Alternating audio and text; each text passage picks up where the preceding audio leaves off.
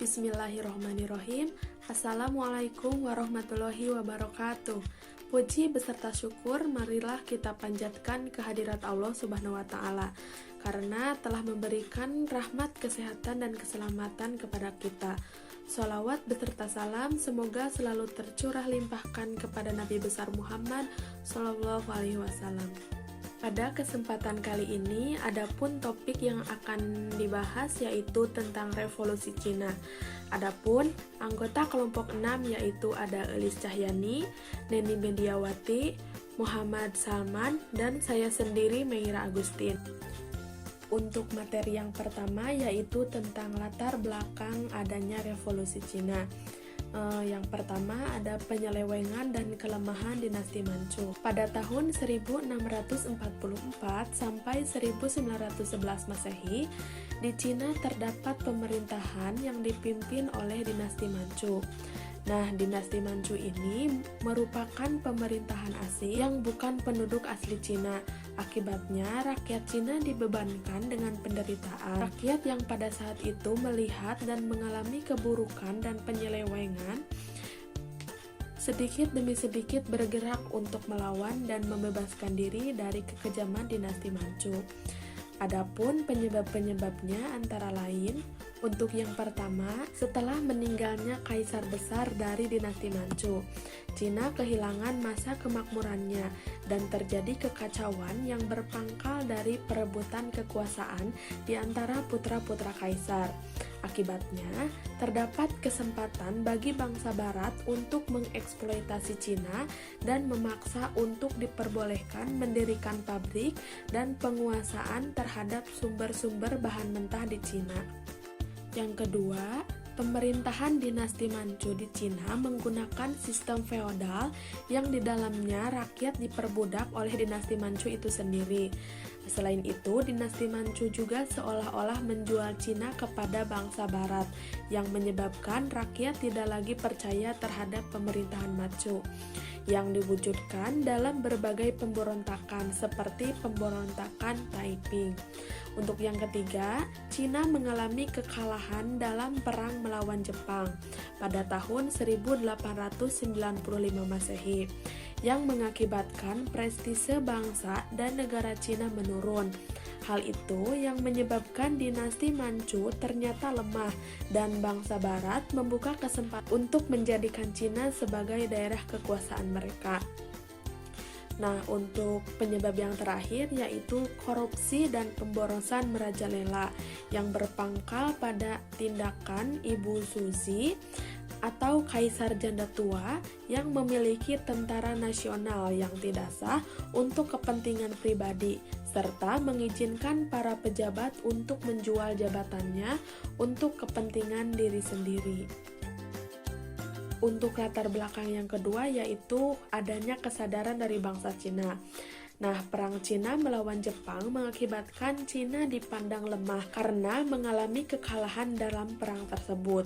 Jepang pada saat itu menarik keuntungan dari ilmu pengetahuan barat, sehingga Jepang pada saat itu berhasil menang dalam perang melawan Cina.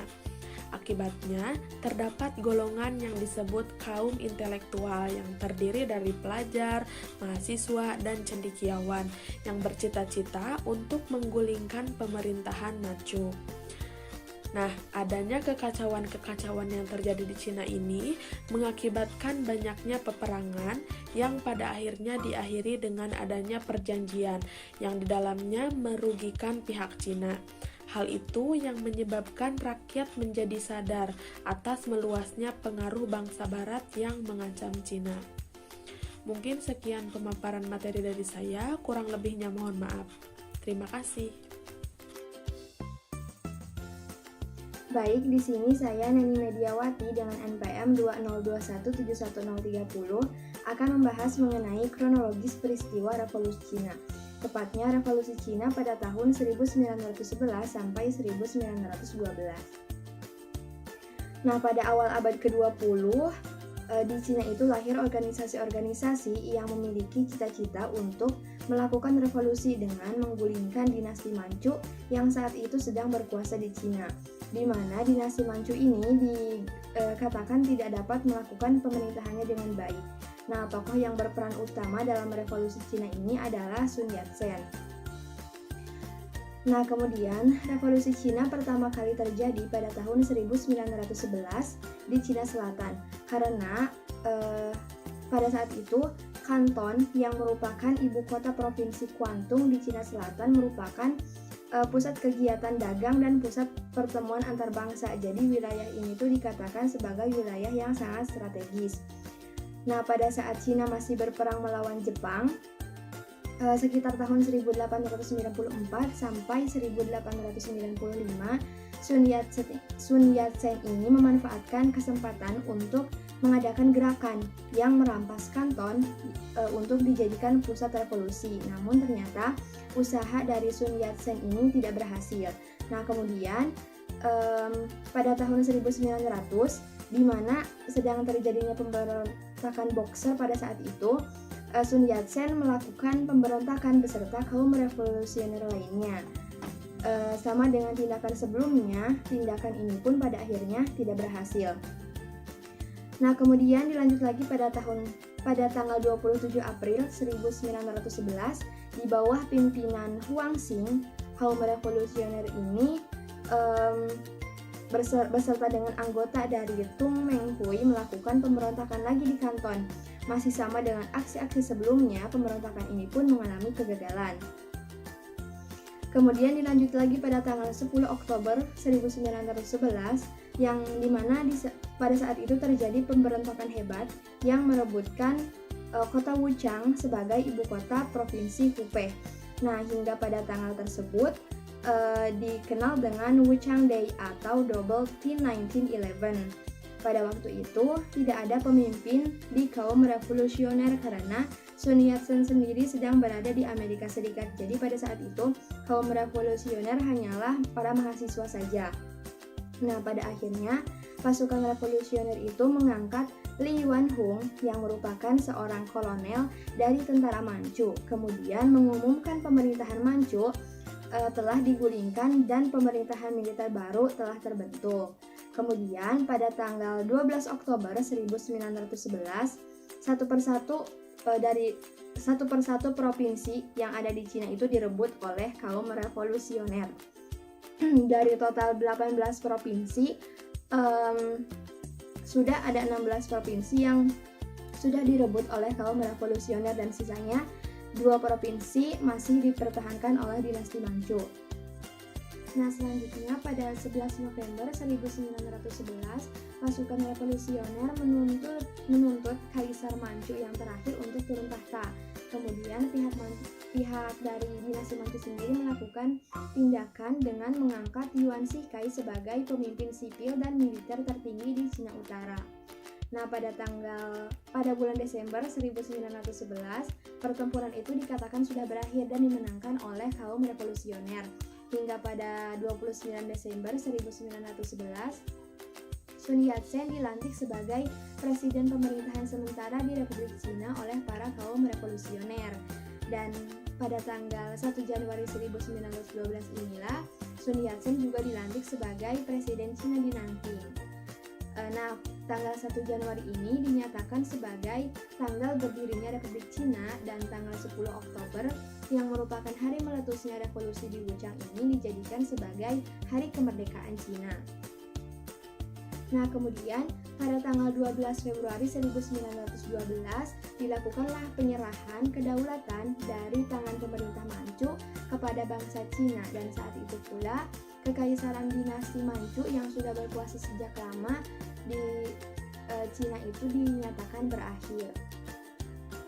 Nah, kemudian setelah itu Sun Yat-sen kan pernah menyatakan bahwa dasar negara itu adalah rakyat. Nah, maka semua suku bangsa yang ada di Cina itu disatukanlah dalam satu bangsa. Kemudian, untuk menghindari adanya perpecahan, Sun Yat-sen mengundurkan diri sebagai presiden sementara dari Republik Cina. Dan kekuasaan itu kemudian ia serahkan kepada Yuan Shikai secara resmi pada 15 Februari 1912. Nah, Yuan Shikai ini pada akhirnya diangkat menjadi Presiden Republik Cina dan Li Yuanhuang sebagai wakil presiden. Sekian materi yang dapat saya sampaikan. Terima kasih. Bismillahirrahmanirrahim. Assalamualaikum warahmatullahi wabarakatuh. Perkenalkan, nama saya Elisa Hyani dengan NPM terakhir 028. Nah, di sini saya akan memaparkan materi selanjutnya tentang Revolusi Cina di tahun 1916 sampai 1928. Nah, pada tahun 1916 sampai 1928 ini Cina dikenal dengan sebutan warlordisme, yaitu di mana para jenderal saling berperang yang diakibatkan dari meninggalnya Yuan Shikai karena memunculkan sebuah kesimpangsiuran tentang pemimpin selanjutnya yang belum diakui secara sah. Sementara di wilayah lain, Sun Yat-sen masih memiliki pengaruh besar terhadap wilayah Cina Selatan, yang sampai beliau ini diangkat menjadi presiden republik sampai tahun 1925. Setelah meninggalnya Sun Yat-sen ini digantikan oleh Jenderal Chiang Kai-shek, yang dimana pada masa pemerintahannya ini berhasil menaklukkan warlord dan berhasil menyatukan Cina di bawah kekuasaan pemerintah Kuomintang melalui proses ekspedisi utara, dan atas kerjasamanya dengan Partai Komunis Cina pada tahun 1926 sampai 1928. Ekspedisi utara ini dilaksanakan dengan tujuan untuk merebut dua kota besar, yaitu Nanking dan Shanghai. Melalui rencana yang telah disusun oleh seorang penasehat Uni Soviet, Jenderal Vasily Blücher ini, dengan kekuatan militer dan para kader komunis. Gerakan mereka ini diawali dengan memberikan beberapa pengaruh terhadap para tani, buruh agar mereka mendukung gerakan mereka, yang nanti akhirnya berhasil merebut kota besar yang ada di tepi sungai Yangtze, di mana Jenderal Blücher ini dan golongan sayap kiri Kuomintang dapat menduduki daerah Hanzhou dan Wuhan. Dampaknya, ibu kota nasionalis dipindahkan ke Wuhan dari Kanton pada 1 Januari 1927. Namun, di tahun 1927 ini membuat persatuan erat antara Partai Kuomintang atau Nasional dan Partai Komunis Cina atau PKC berselisih, di mana PKC ini menginginkan pembagian wilayah kepada para petani, tetapi Chiang Kai-shek menolak usaha tersebut atau usulan tersebut, sehingga demi mencegahnya perpecahan diadakannya pertemuan antara kedua perwakilan partai ini. Namun pertemuan tersebut tidak membuahkan kesepakatan karena kedua partai sama-sama tak mau mengalah, yang menimbulkan ketegangan antara kedua partai tersebut. Terima kasih pada moderator. Di sini saya akan membacakan mengenai materi, yaitu mengenai dampak pengaruh revolusi Cina, runtuhnya di dinasti terakhir kerajaan Cina, dan lahirnya berdirinya Republik Cina. Dan yang terakhir yaitu dampak revolusi Cina di Indonesia. Yang pertama yaitu dampak pengaruh dari revolusi Cina. Secara umum peristiwa tersebut, revolusi di Cina berlangsung dalam dua fase. Fase pertama dikenal sebagai revolusi Tiongkok atau revolusi Siai, dan yang kedua dikenal sebagai revolusi komunis Tiongkok pada tahun 1946 sampai 1949. Penyebab utamanya adalah pecahnya revolusi Cina adalah frustasi dengan pemerintah Cina yang menyebabkan penderitaan rakyat. Seorang tokoh kunci dalam revolusi Tiongkok adalah Sun Yat-sen pada awal 1912. Dinasti Qing runtuh dan Sun Yat-sen terpilih menjadi presiden sementara Tiongkok. Kejadian ini tidak hanya menimpa Cina sendiri, tetapi juga banyak negara lain, termasuk Indonesia. Berikut adalah beberapa efek atau pengaruh dari revolusi Cina. Yang pertama yaitu runtuhnya dinasti terakhir kerajaan Cina. Revolusi Cina berhasil menggulingkan kekuasaan dinasti Qing atau dinasti Qing yang telah berkuasa sejak abad ke-17. Bukan hanya itu saja, dalam sejarahnya Cina selalu mempraktikkan monarki absolut. Dinasti lama akan digantikan oleh dinasti baru. Namun revolusi Cina secara resmi mengakhiri monarki dan tradisi feodalisme yang berusia berabad-abad tadi, dan hari republik dimulai. Yaitu yang kedua yaitu lahirnya atau berdirinya Republik Cina, yaitu jatuhnya dinasti Qing diikuti dengan berdirinya Republik Cina. pada tanggal 1 Januari 1912. Kemudian Sun Yat-sen dipilih sebagai presiden oleh Majelis Nasional Nanjing, Republik Sementara Cina. Setelah mengambil sumpah, Sun Yat-sen berjanji untuk menerapkan ide-idenya yang dikenal sebagai 3 prinsip rakyat: nasionalisme, demokrasi, dan penghidupan rakyat. Selanjutnya yaitu dampak revolusi Cina di Indonesia. Revolusi Cina dapat menyadarkan negara-negara di dunia untuk berpartisipasi dalam perubahan, termasuk Indonesia. Pengaruh revolusi Cina ini terhadap negara Indonesia terlihat dalam upaya melawan kekuasaan kolonial Belanda. Di Cina, revolusi dimulai dengan gerakan nasionalis melalui pemberontakan Taiping, diikuti oleh pemberontakan Boxer. Gerakan ini mengilhami bangsa Indonesia untuk melakukan perlawanan dan revolusi kemerdekaan dengan munculnya gerakan kebangkitan nasional yang dimulai dengan berdirinya Budi Tomo.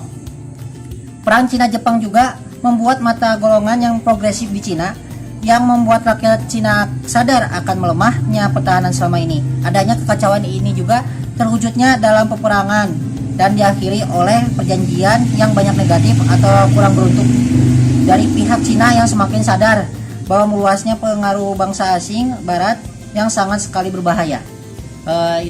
Sekian dari saya. Terima kasih. Assalamualaikum warahmatullahi wabarakatuh.